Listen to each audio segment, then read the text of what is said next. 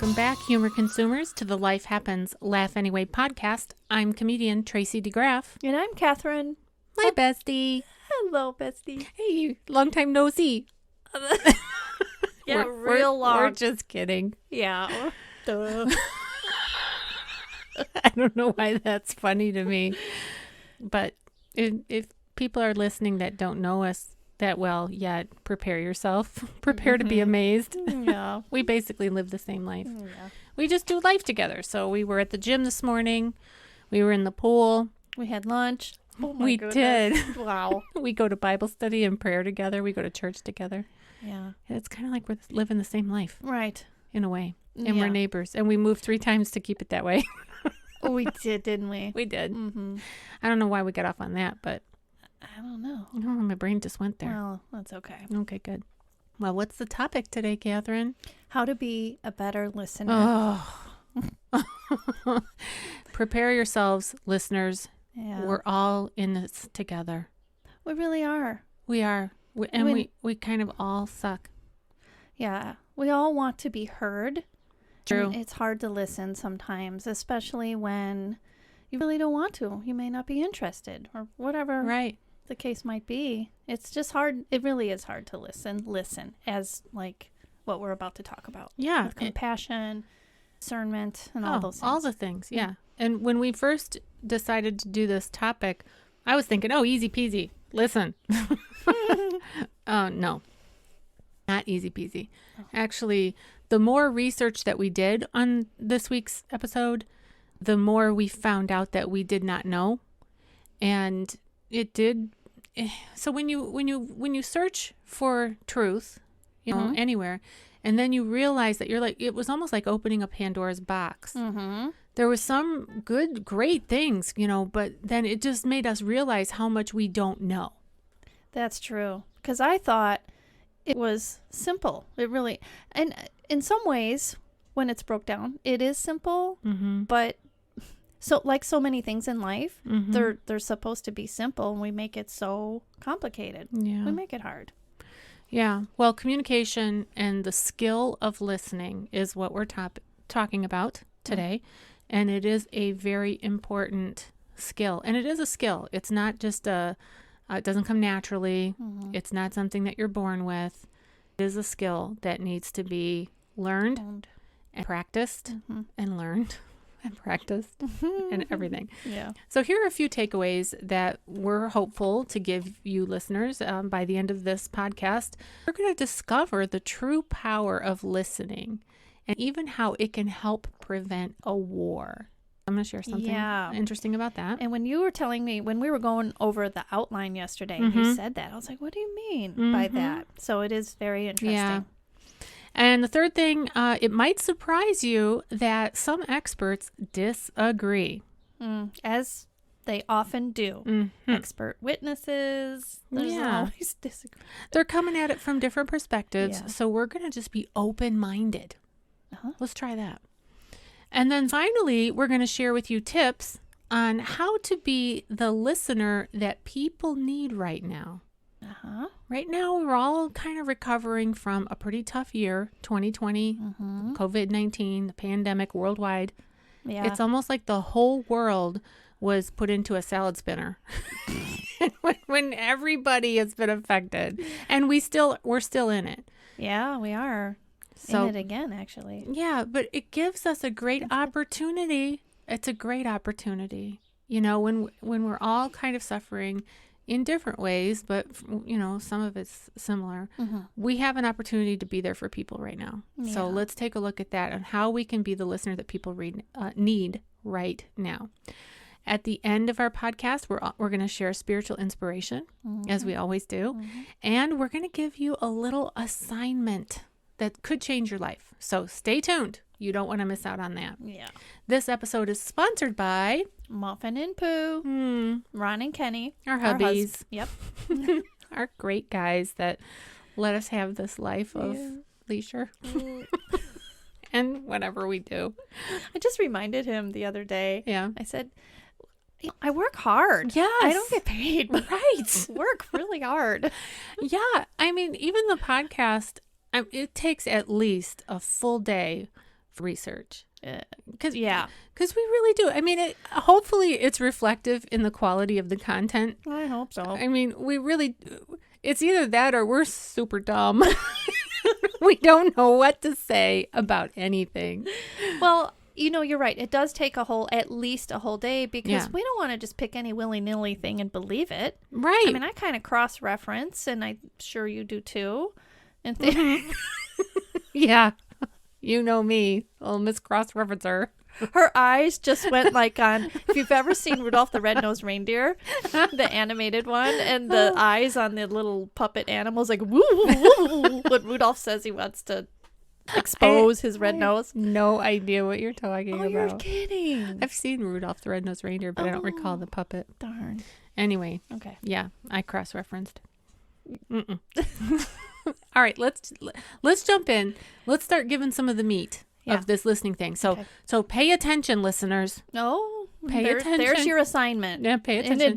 I found this man. His name is William Youre, and I'm gonna put a link to the video. It's a TED Talk that I found. I'm gonna put a link to it in the show notes so that people who want to hear his whole story can tune into that. William Youre. His job was to be a world-class negotiator. He was high up.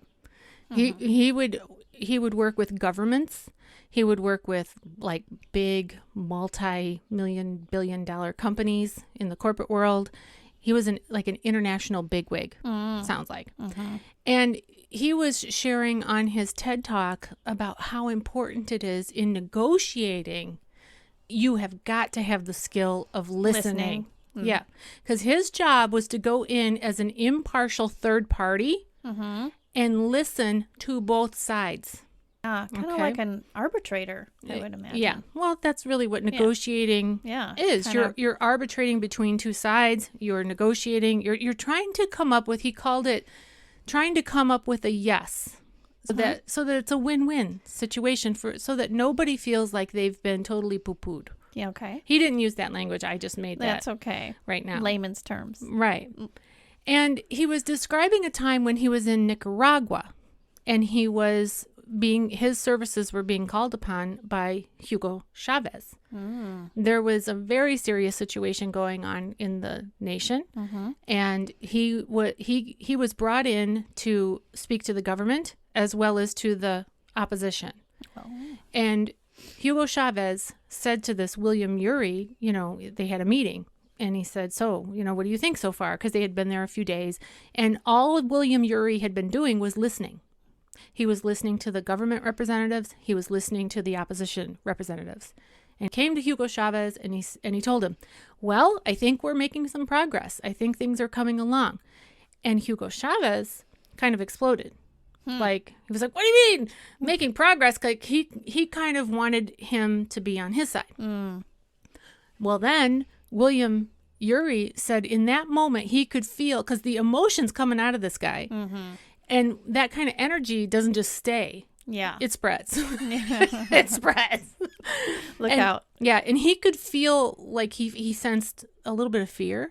He said he could feel his cheeks getting red. Oh. Yeah. But he had, before the meeting with Hugo Chavez, he had kind of settled himself so that he could be prepared. He probably knew a little bit of what he was in for. Yeah, and he was an expert at listening. Yeah. So then he just put all of his listening skills in place, and he listened to President Chavez, or whatever they call him in Nicaragua, the King Chavez. I don't know what they call him. But he just listened to him. And he said it took a while. So whatever the time period that passed, I can't recall now if he said an hour or whatever, but a while later, after he had listened to everything, Hugo Chavez said to him, now, what do you think I should do? And so then this William Youre said, well, everybody's kind of, it's Christmas time. Christmas is coming. And what would you think about giving everybody a break? Like, do a ceasefire. Because there were actually bullets going back and forth. Oh, wow. Do a ceasefire until after Christmas so that people can have a breather from the bullets, and they can go and enjoy the Christmas holiday with their families, because they were very religious. And Hugo Chavez said, that's a great idea. So it sounds like on Hugo's part, he was listening. too, a little bit. He was listening to William's advice. Right. But here's the kicker. The kicker is he wasn't ready to listen until after he had been listened to. Yeah. Yeah, good point. So Right. the power of great listening is that you could prevent a war. You could stop a war. You know, and whether it's a war of nations and opposition or a war in your own home. Right. Right. Yeah. Could do it. That's powerful for sure. It is. Yeah. It is. And then he had a couple of questions at the end of his talk that I thought were interesting. He said, what if people listened more? Yeah, what if? What if listening was taught in school? What if kids in school were taught the skill of listening and they practiced it? Do you know, on that note, I can remember being in, I think it was kindergarten, and our teacher every single day, she would say, now put on your listening caps and tie it. We'd have to pretend like we were tying, you know, your listening cap. But she said that every single day. She sat us down and said, let's put on our listening caps. Yeah. So, you know, that's funny that he says that, because it's taught at a elementary level, but it should be taught actually in a higher education level, probably. Well, just like how you and I really went down all the different rabbit trails and found all the different facets of listening. I think it's a topic that you could learn for the rest of your life and just continue to grow in. That's true. Yeah. I was quite surprised when we discussed this, and I discovered that I wasn't as good of a listener as I thought I was. Well, I was like, what?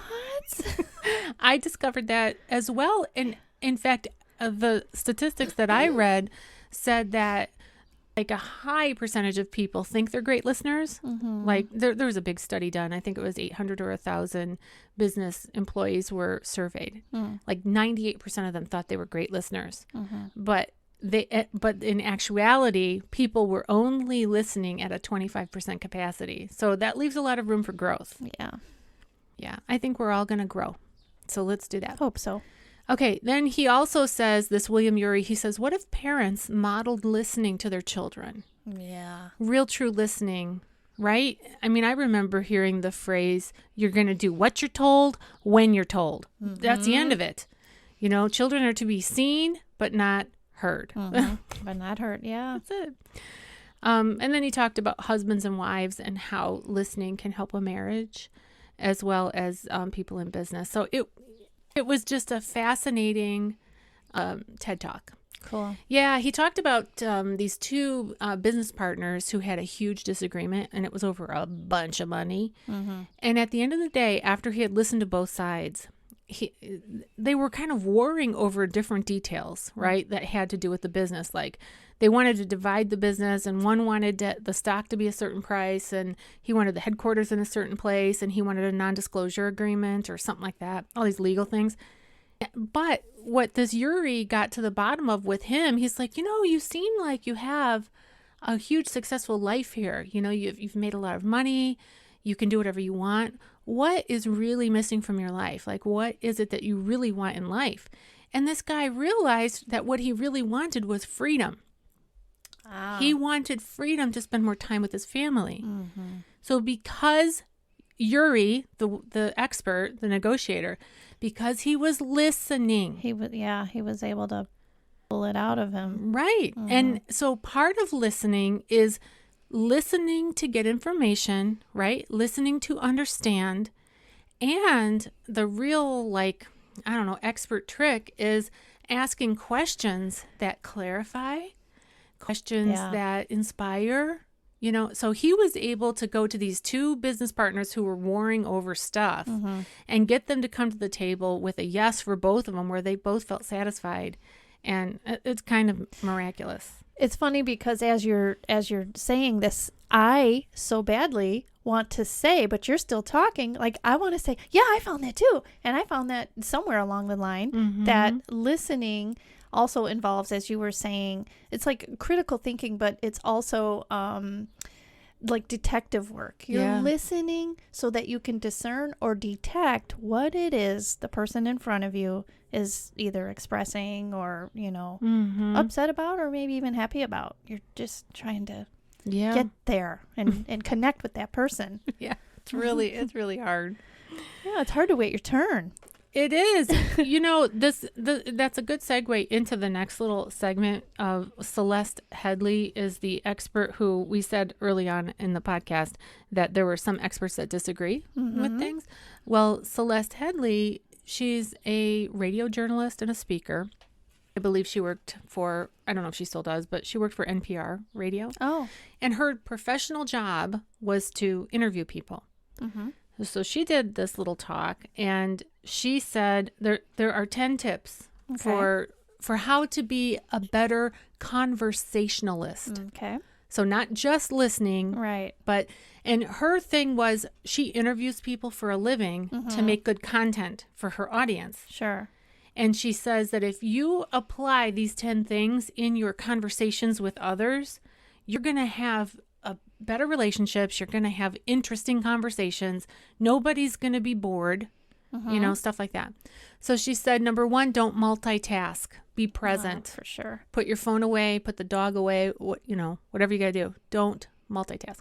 Number 2, don't pontificate. Meaning don't be like tooting your horn, getting on your soapbox, don't give a speech to try to convince somebody, Don't preach. Right. So if you're in a conversation with somebody and, you don't want to dominate the conversation and try to get them to do this or that. She said, if you want to do that, have a blog. Okay. Number 3, she said, use open-ended questions, not yes/no questions. Like open-ended questions begin with who, what, when, where, why, how, journalism style. Number 4, go with the flow. Now, this is the one that it made me think of Celeste when you said that when I was talking, you had a thought and it was hard for you to wait until I was done talking because you had this thought. Well, Celeste says thoughts are going to come into your mind and you are going to have to just let them go out of your mind and let them flow in and let them flow out and stay present with the person that you're talking to. Yeah. Oftentimes what happens is we're afraid that we're going to forget. That's true. This little nugget. That's true. And so we interrupt. And that kind of derails the conversation. Could, yeah. So we have to just remember to let it go with the flow. Okay. Number 5, if you don't know something, say that you don't know. Yeah. So you can be engaged and understand. Well, it's more so she was talking about not making stuff up. Like if someone asks you a question and you don't know the answer to it, she was saying don't make up stuff. Just say, I don't know. Oh, I see. I don't know the answer to that. I see. So it's not necessarily like if you don't know details of whatever the situation is, but if they're asking you, do you know, and you don't, just say that you don't. Number 6, don't equate your experience with theirs. And what she means by that, because she went on to explain it in the TED Talk, she said, like, if somebody says, I hate my boss, now, and you also have a boss hating situation, don't say, oh, man, you think your boss is bad. I hate my boss does blah, blah, blah, blah, blah, blah, blah. It takes the attention off of the person that you're interviewing and puts it on you. And the intention of good conversation is to not do that. Let the person say what they're going to say. Let them, get it off their chest or whatever. Listen. And maybe down the road, you'll have an opportunity to bring it back, but don't do it right in that moment. Let them kind of finish. Okay. Number 7, try not to repeat yourself. It's condescending and boring. I was just thinking that.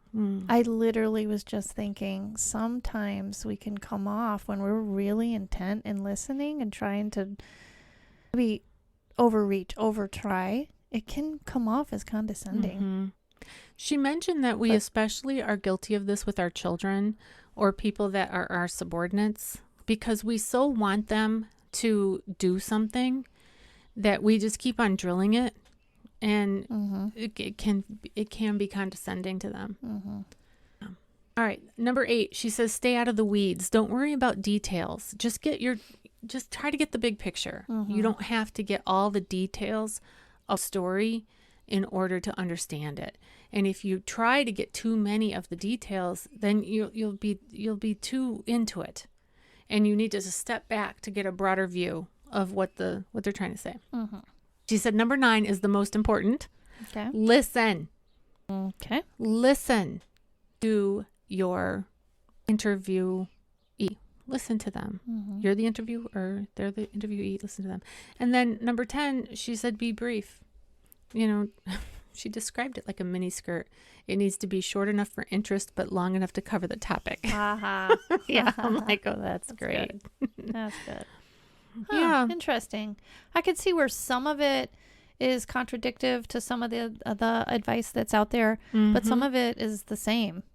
Yeah, Really. and when she is the one who disagreed with a lot of the things that we had looked into, was making sure that by your nonverbals, you're communicating that you're listening. So leaning forward, making eye contact, nodding, agreeing, saying, things like that.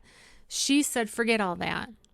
And I think that if she were in the room with an expert on listening, I think that she would probably give a little bit to that, because she's not I didn't feel like she was throwing it out completely, but I think she was wanting to give people a different perspective on listening.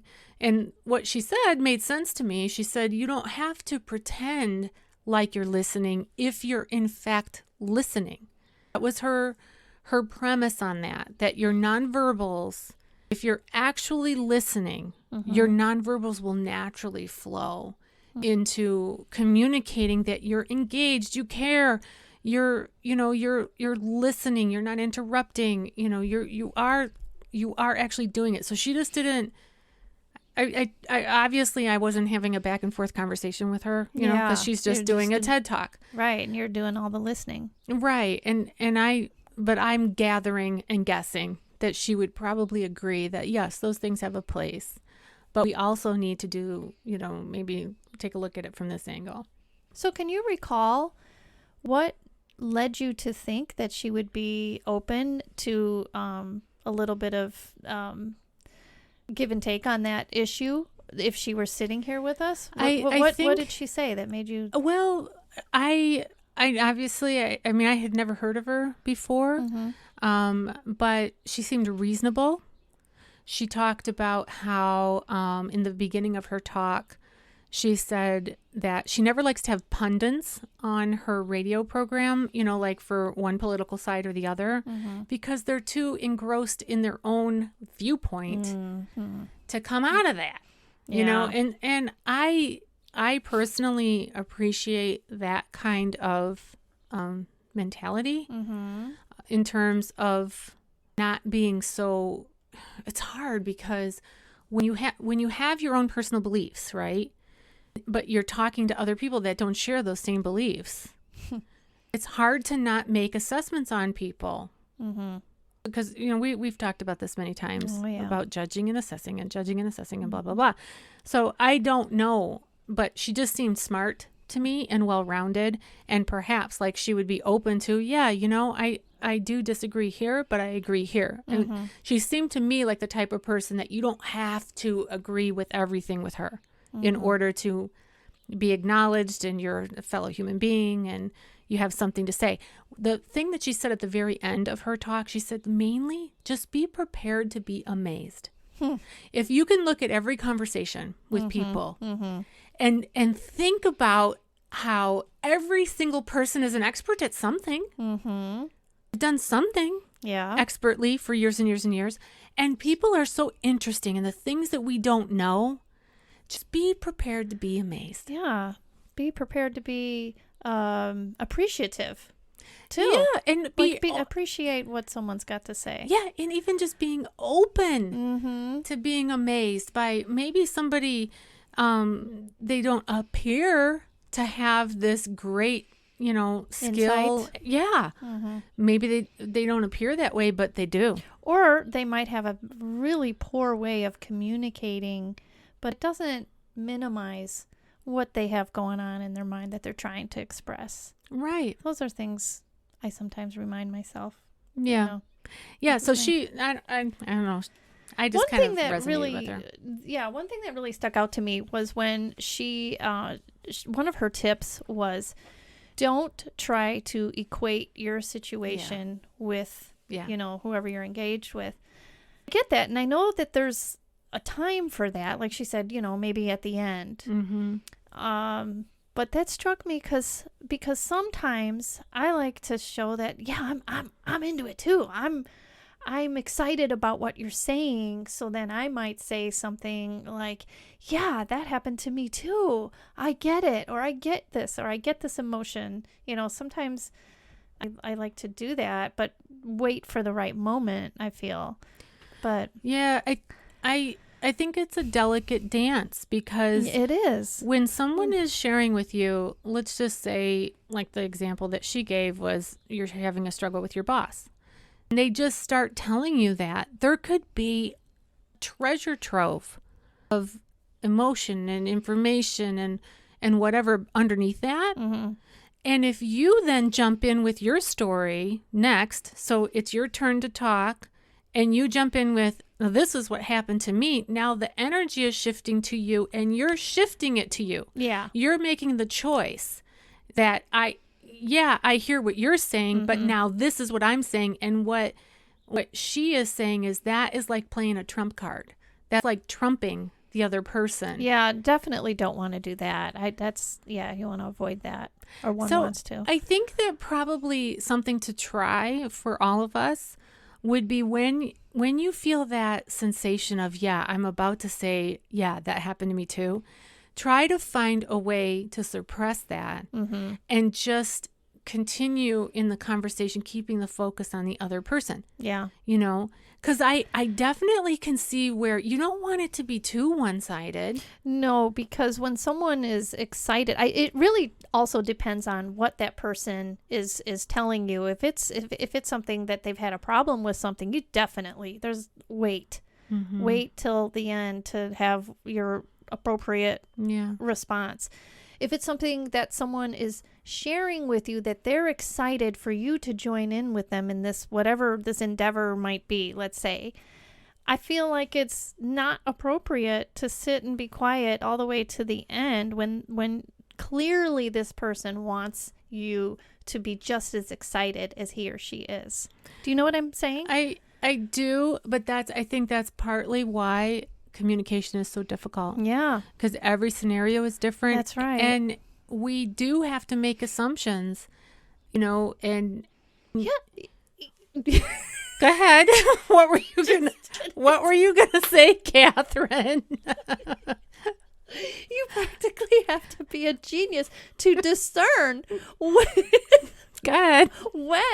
it's appropriate to join in. Yeah. You really have to be able to discern. Don't get discouraged, because it is a skill. Yeah. And just like any other skill, we get better at it, right? The more we work at it intentionally. And that's why we're doing this podcast. Right. Otherwise, we just go around life going, well, whatever. Yeah. Definitely the key is being intentional. Yeah. I found some classes that you can take online. I found one. I don't know if it's any good at all, because I just was looking at it. It's only $30 and it's for an hour. Mm-hmm. And it's put on by this guy who's a PhD in communication. Mm-hmm. And it's just about listening. I mean, there's so many resources out there. Yeah, there are. Right. Okay.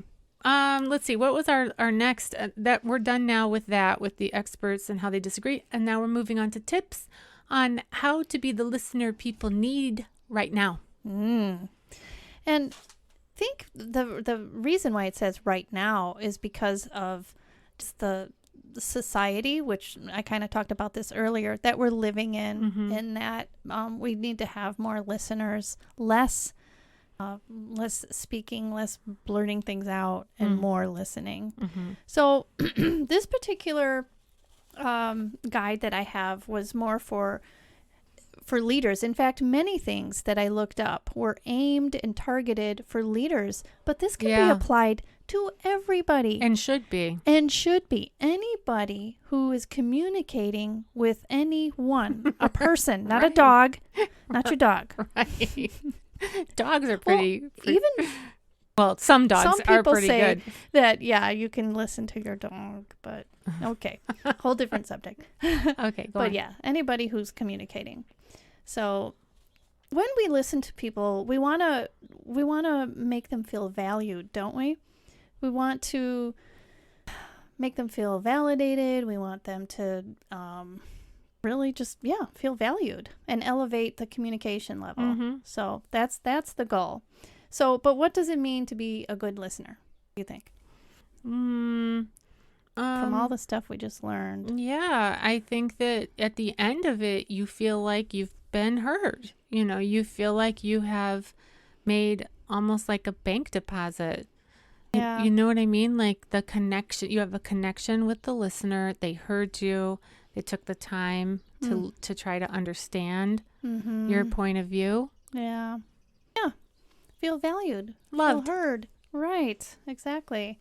I know when Kenny and I, when we're talking, we both like to be heard, right? Yeah. I mean, when you and I are talking, I like to know that you heard me, and you do, and you hear me and all that. So the main key, so these tips starting out, Okay. Be present. So Right. that means be present, be totally engaged, Mm-hmm. and don't be doing something else, really. Just don't be multitasking, which we touched on We that did. already. So some of these are going to be repetitive, I guess.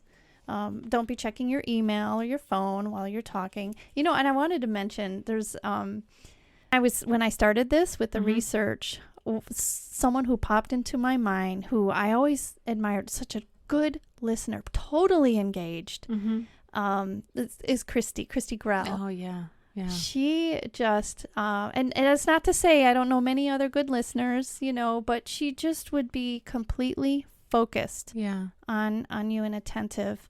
And that was you could tell. Yeah. You could tell. It was a maturity. It was a skill. So anyway, just thought I'd put that. Okay, so another tip. My papers are coffee stained and crispy sounding. You might be able to hear it. But I spilled coffee yesterday all over everything I was working on. Anyway, stay focused on the other person and listen with your whole body. So that means, don't turn your back on them. Yeah. And engage in eye contact, all these things. And some of these sound so no-brainers. Yeah. But really, it's something that people lack, or sometimes we need reminders. Think about it. You're right. Just think about it. Am I really giving this person my full attention? Yeah. And even if it's a little person, if you have a little person in your life, they're a future adult. Please listen with full, like all your nonverbals. Oh my gosh, my brain went when you said even if it's a little person. Oh. I thought you meant like somebody who doesn't matter, like a peon. I'm like, oh no, that's so out of character, Tracy. No, they call them littles now. We used to call our children kids, and I've heard now young moms calling them littles. The littles. Oh. Have you heard that? I don't think so. Okay, well, what I mean by a little person is like a 2-year-old, a 3-year-old, a 4-year-old, even our young children, preschoolers, whatever. Let's give them our full attention. I know we can't do it 24 hours a day because we're human. But I've had this experience myself. You probably have too with your kids when, if you're not listening to them, they have a way of making their demands known. Right. And we can't always cave into that. So no, but they have to. But they need to be listened to. And oftentimes you can be like William Urie and avoid a war. True. If you just get down on your knees, and look them in the eye and just acknowledge their pain, acknowledge their suffering, whatever they're going through, and try to give them a pep talk or a solution or whatever. Exactly. Be present. Yes. Right. I'm glad we cleared that up. What? But the little people. No. Anyway, go ahead.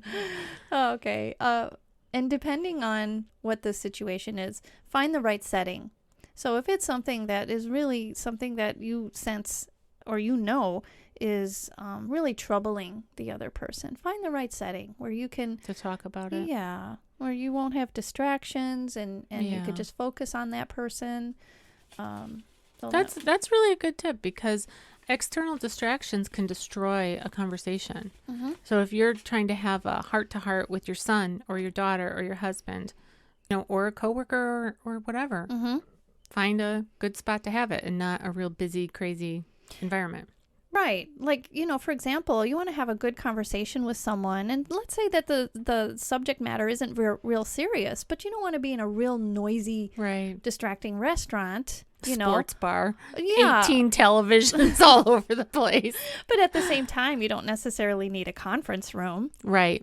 I would never, appropriate. Never take my husband to a sports bar to have a conversation.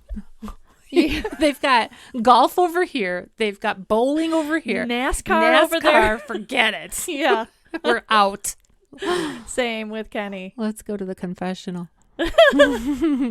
You first. Yeah. So again, remove distractions. Mm-hmm. Listen with your whole body. We went over that. Now, in some situations, take notes. Again, this is for leaders, and it just depends on your situation, your situation. So, so another really good tip too is focus on compassion. Put yourself in that person's position if you can, or try to. Yeah. At least communicate with your nonverbals that you are at least trying to put yourself. Yeah, maybe even with our verbals, I don't know how every situation would go, but I can imagine if I was going through something really difficult. Well, this just happened yesterday. Our friend who has 7 children, one of them had surgery. And so I took a meal over there. So I'm taking a meal over for 9 people. I mean, it's a lot, right? And and the kids are all teenagers, so they eat a lot. And I said to our mutual friend, Lauren, I said, I just wanted to do this for you because I remember when I was in this stage with and I said, I only had 5 children, but I remember when we had different issues, a health issue or whatever, and just trying to put a meal together seemed like a huge feat. I just wanted to connect with her a little bit to try to show her that I see her. Yeah. You see her and you've heard her. Like we go to Bible study together. Yeah. And I'm not saying that there was any kind of complaining, but you picked up on her cues. Oh, sure, because I get it. It's hard to put a meal together for all those people, and they get hungry day after day. I know, it's just never ending. Yeah. So you put yourself in her shoes. Yes, that's what you did. Yes. Yeah. Very good. All right, so let's go today. Oh, okay.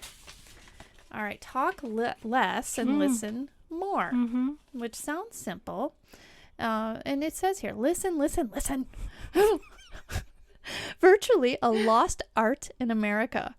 Learn how to be a powerful listener. Practice talking 10 to 20% of the time in most conversations, and listening 80 to 90% of the time unless you're making a presentation or teaching. Oh, what's that? Oh, that's my phone. Sorry.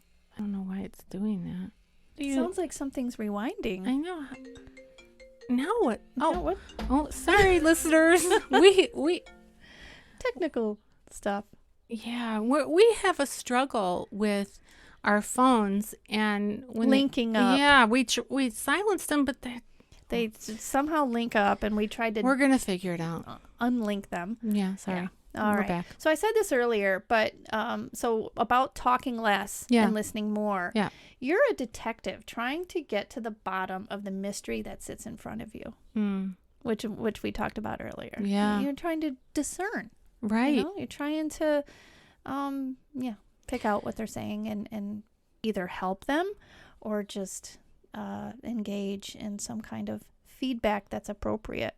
Yeah, and I think that what happens in communication is true connection. Yeah. And sometimes I know as a female, there are times when I just want to talk, especially to my husband. I don't want him to fix anything. I just want to be heard. I just want his support. He's so good that way. And this woman, this Celeste lady, you know, that she also gave another quote. I don't recall now what famous person said it, but if you listen to her TED Talk, you'll get it. But she said, most people listen to respond. We need to listen to understand. Yeah. That's what this is saying. Yeah. Yeah, she touches on that. That sometimes, it's like you said, when someone is talking or venting, they're not necessarily, you have to be able to discern, did they want me to help them solve this? Or do they just want me to hear them? And because some things are not even fixable anyway. Yeah. And the person telling you that knows that a lot of times. Maybe not always. Well, and to give ourselves a little break, since we're not mind readers, we can have permission to just ask the person. Right. We can, like, let's say you and I are in a conversation, and I'm not sure if you want to hear a suggestion, a solution, or you just want me to listen. I could just say, I'm here for you. What do you want? Yeah. Would you like my opinion, or would you just would you just want to vent? I don't know. Yeah. Well, good thing to ask yourselves. Yes. Yeah. So when listening, try to do mirroring. I can't say that it's right. It's hard to say. Yeah, well. It's a lot of R's. Yeah. So just like echo back what they say. Help them feel validated, even if you can't agree or relate to them. And just say things like, I hear that you're this or you're that, whatever it is that they're saying. One good phrase to use for mirroring is correct me if I'm wrong, because you're trying to get the information. So what I hear you saying is, but correct me if I'm wrong. So that way it's tentative. Yeah. So in case if I'm misinterpreting or I'm running it through the filter of my own experience and my own knowledge and my own Yeah. And the other person would appreciate that, I'm sure. It's very respectful because you're not claiming that, well, of course, this is what you said. Everybody likes that. Yeah. Oops, you don't? What's wrong with you? Yeah. And again, going back to something one of us said earlier, ask clarifying questions. Yeah. When you're not able to relate to the person's feelings, you might not get the whole story, just like we were just saying. Yeah. And ask clarifying questions to dig deeper or provoke reflection. Or ask, what exactly do you mean by that? You know, things like that. Yeah, and at the lady Celeste Headley, she also said, ask, how did that make you feel? Yeah, I think that's on here. Maybe not, actually, now that I'm looking at it again. But it's kind of a good question. How did that make you feel? Yeah. I think there again, you have to gauge. If the person in front of you is crying, well, obviously, you know, it made them feel horrible, sad, emotional. Okay, when tears, because, I've been a small group leader for like 30 years or more, 36 years from the beginning of my Christian walk. I've been in small group and have led small group. And I did learn to, if tears come up, acknowledge the tears. Don't ignore them. Don't brush them by. Just to say, if you see somebody with a tear, you can just say, I can see that that's moved you deeply. Did you want to share anything else about that? Give them, acknowledge it, give them permission to talk or not to. Yeah. But boy, it's tough. You don't know what's going on. Right. And some people are uncomfortable with crying or receiving some kind of attention or sympathy. Yeah. Whatever. Some people are. Yeah. And how do you know that? You don't. You don't. That's the whole thing. You don't. Right. So it's messy. Relationships are messy. They're fragile. You're doing the best you can. Exactly. And if you just put it out there, but boy, I remember one time I said something pretty serious in a small group setting, and the leader just ignored it and just brushed over it, and I still remember that. I see that. Yeah, because it was a pretty serious like topic, and they just kind of went, oh, all right, moving on. Like I'm like, Okay. Oh. In situations like that, I always wonder what like the rest of the people, there she goes again with the eyes. Yeah, I know. They're thinking like, awkward. Yeah. Yeah, you shouldn't have skipped that one. Yeah. But then again, I have to have grace with others, just like I would hope that people would have grace with me too. Yeah. Yeah. We've all got a lot going on. This is true. Yeah. This is true. Mm-hmm. Okay. And I don't know if did I say this already? When we want to guide them towards solutions, but instead of saying like, okay, here's how we're going to solve it, just kind of I'm taking over. Yeah. That's not necessarily, which we just talked about, what someone may want. Sometimes you just want to guide them, and you don't always have to solve the problem. Right. Let them know you're listening and kind of go on from there. Oh, that's the back. I always print these out with back to back, two-sided. And I don't know why I do that. It confuses me. And often people will solve their own problems if you allow them the space to be able to do, most of the talking. Paying a therapist, you go there just to solve your own problem, and you give them money. Yeah, but it's still a good thing, people. It is, because you just need somebody to listen to you. That's that's what it is. I remember when I went to a counselor. Do you remember the time? I think I've told you this. I was so overwhelmed with family life. I was losing it. And I went to the counselor, and she basically told me that I didn't have to do all the laundry, because that's what it was about. It was like the laundry for 7 people and all these boys, and we had 2 acres of mud, and it was just, and Ron worked in construction, so he had 2 outfits a day that he wore. It was every day 2 or 3 loads of laundry.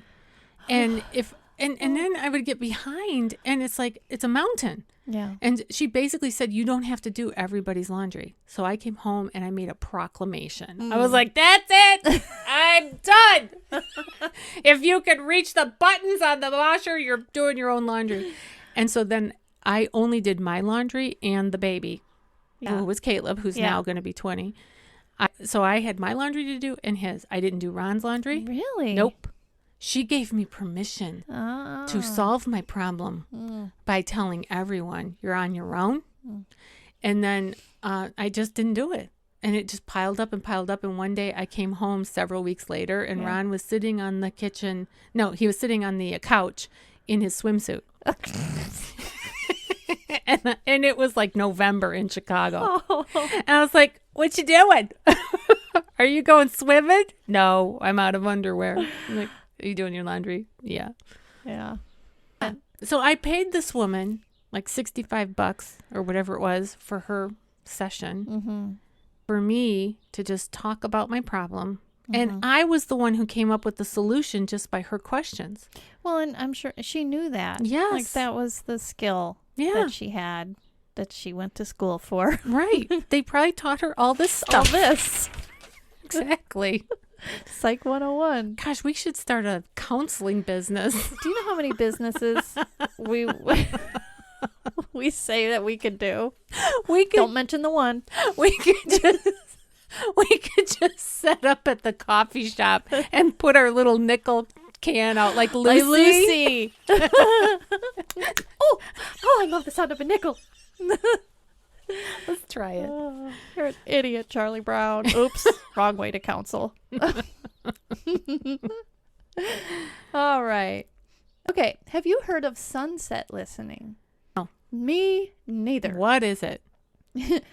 So they're saying it's a helpful practice to do this. When you look at a sunset, you don't judge its shortcomings or find ways it could be better. It's beautiful the way the good Lord made it. So in a conversation, it could be the same. If you know there's nothing you can do to change the situation, sit back and listen without judging. Body language will shift correspondingly, and the person will leave feeling as if they were truly heard. Okay, that is a creative stretch to compare it to a sunset. Well, I guess it's called, like, it's not just in this article. Yeah, it's a thing. All right, well, I believe never you. heard of it. Well, Okay. You don't have to believe me. It's the article. Well, it's a good idea. Yeah. I do love a good sunset.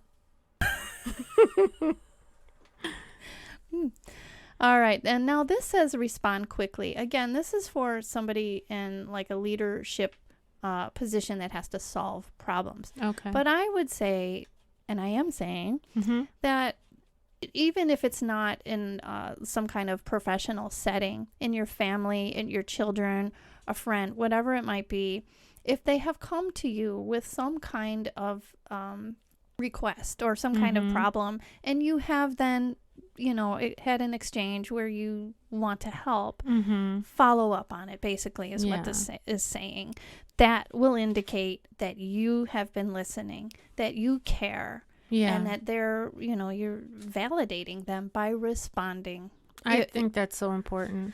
It is. I think it's wrong to ignore people. Do not ignore people. I Respond with something. Even if you don't know what to say, just respond with, I've heard you.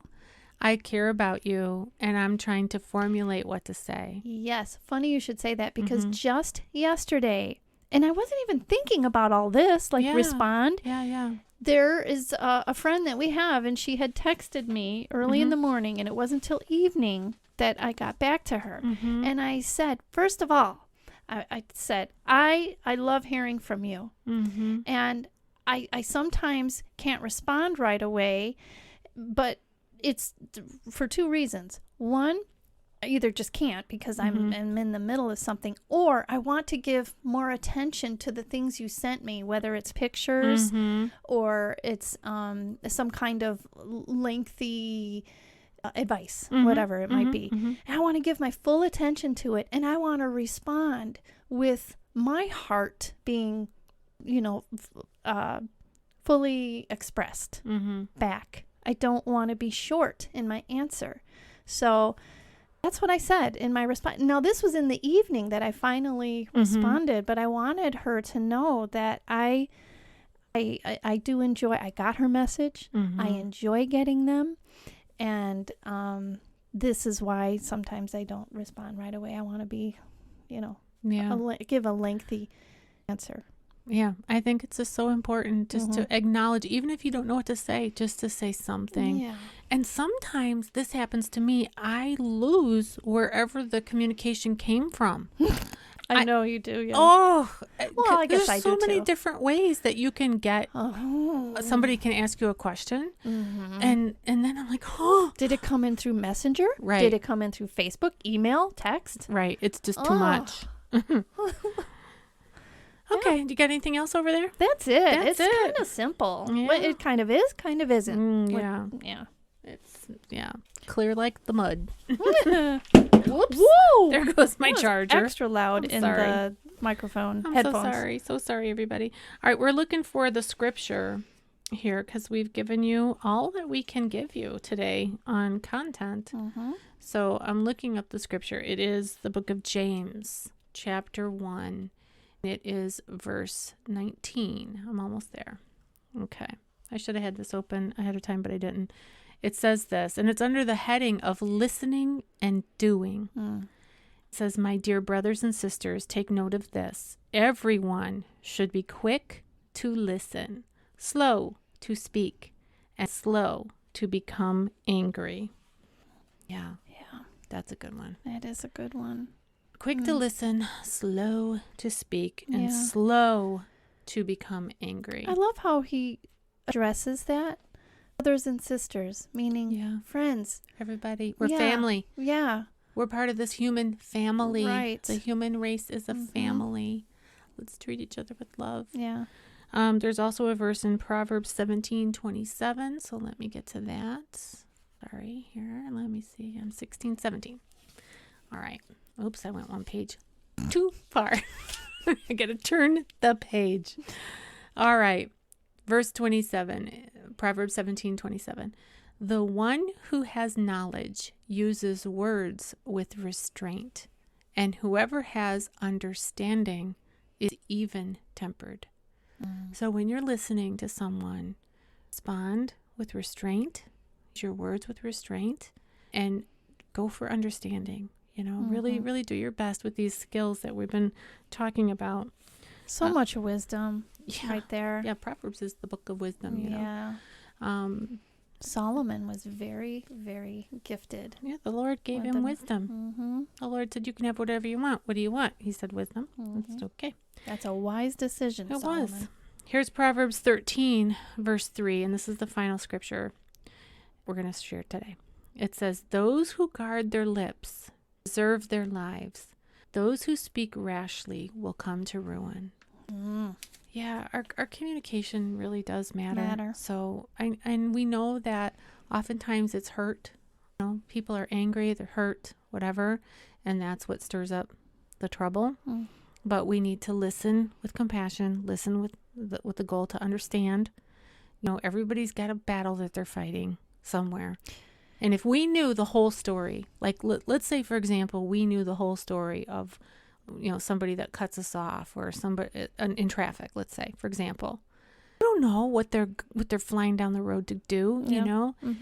They could be rushing to the scene of something that's horrible. Someone is hurt. Yeah. Yeah, we just don't know. Right.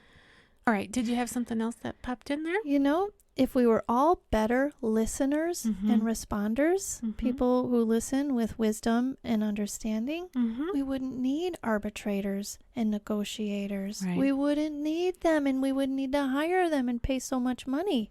That's exactly right. Let's all try to be better listeners, which brings us right to the challenge.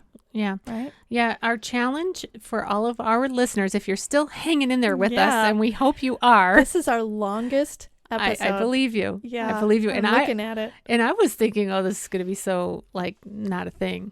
Like, easy peasy, but it wasn't. In the next 24 hours, put one of the skills that we've talked about today or tips into practice. Yeah. Put one of them into practice. Give yourself 24 hours. Yeah. Right? Yeah. And then let us know. Yeah. And maybe you need to re-listen to this episode just to get them down again. But, you know, listening not to respond, but to understand. Right. Do your best with your nonverbals to communicate that you really are listening. All right. And then let us know. We want to know. We really do want to hear from you. Just saying. We do, because we want to hear from you. We do. We're here in my closet. You know, I'm looking at all my clothes and my shoes and stuff. And we're just talking. We're just having a conversation. But we're wanting to have an impact on somebody. So we sure let us know. Yeah. Next episode is on phobias. Ooh, fun. Yeah, that'll be great. Yeah. All right. You've been listening to the Life Happens, Laugh Anyway podcast, and I'm comedian Tracy DeGraff. And I'm Cathrine, and thank you for listening. Yeah. See you next time. Bye-bye.